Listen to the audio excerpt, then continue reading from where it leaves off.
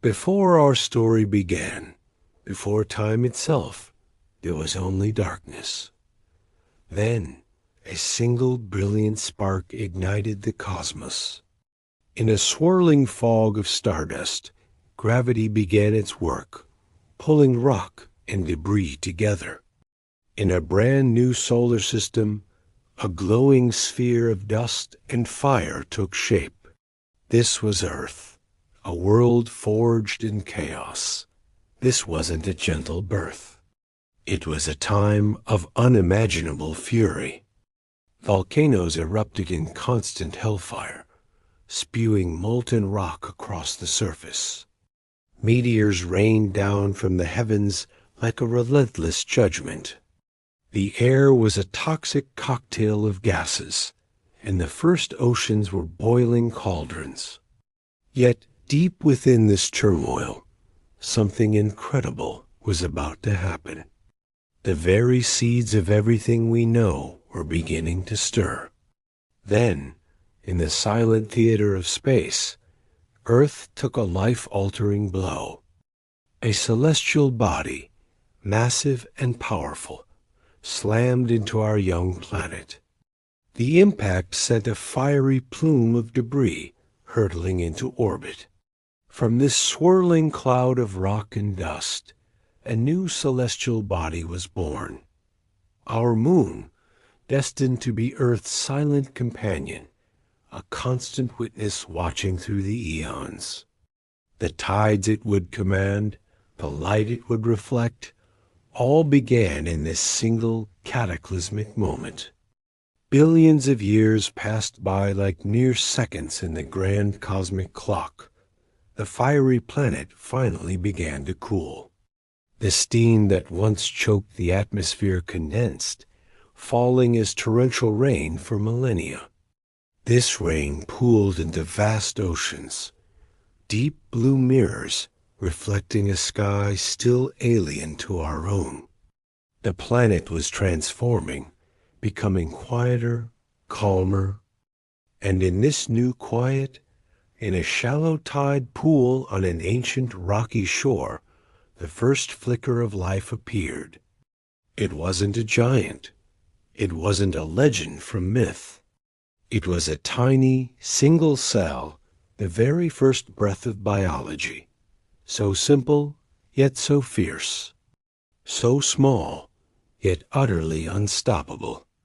These microscopic warriors, our most distant ancestors, would begin a mission to reshape the entire world, one atom at a time. Their secret weapon? A process we now know as photosynthesis. Slowly, almost invisibly, they started to change the very air we breathe. As a byproduct of their existence, they released a new gas into the atmosphere, oxygen.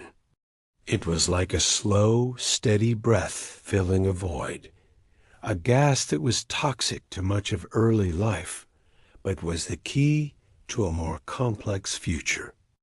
They were laying the foundation for everything and every creature that was yet to come. The stage was being set for an explosion of life. Ages passed. The scene changes. We plunge beneath the waves of these ancient seas, and they are now teeming with creatures of all shapes and sizes. Life, once simple, had become a vibrant, experimental laboratory. Then, in what feels like a geological instant, something extraordinary happens. The Cambrian explosion. It wasn't just slow evolution anymore. It was a biological revolution. Life rushed into complexity with breathtaking speed. The oceans filled with armored trilobites, scuttling across the seabed, strange mollusks with bizarre shells, and the world's first true predators, hunting in the murky depths. This was an arms race of survival, with evolution crafting new designs for attack and defense. But life was not content to remain in the water. it began to eye the barren land. With relentless ambition, life began its conquest of the continents.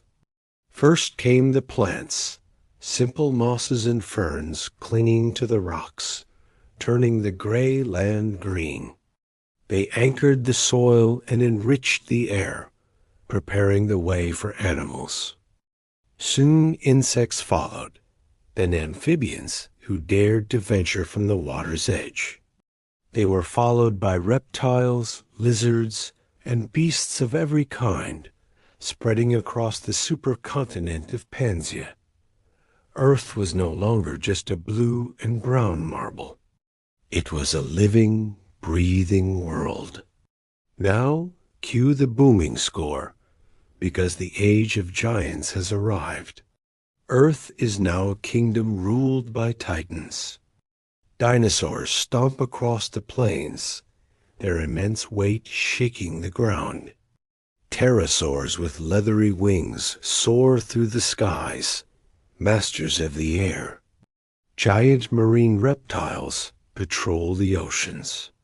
For millions of years, they are the undisputed rulers of this planet, dominating every land, sea, and sky. It seems their reign will last forever.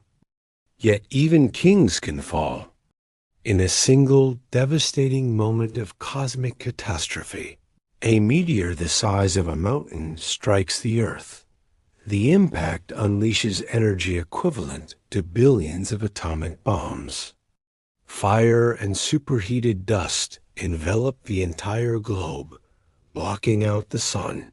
The climate plunges into chaos. The giants, once so powerful, fall silent.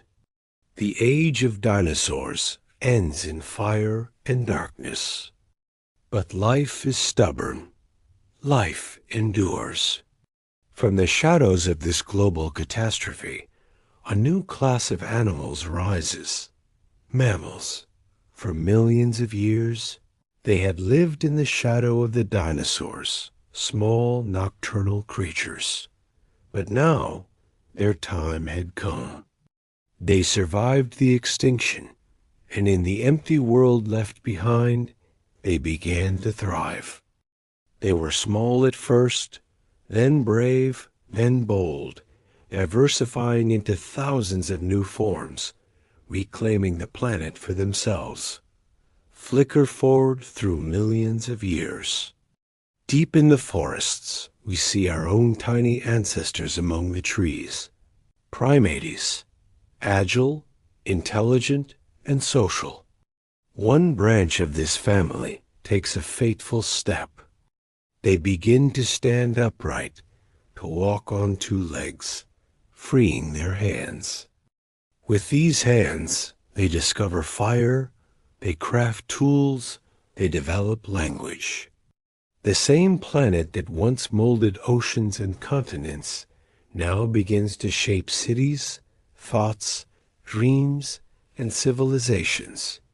From this lineage, humans emerge. Curious, flawed, and incredibly powerful.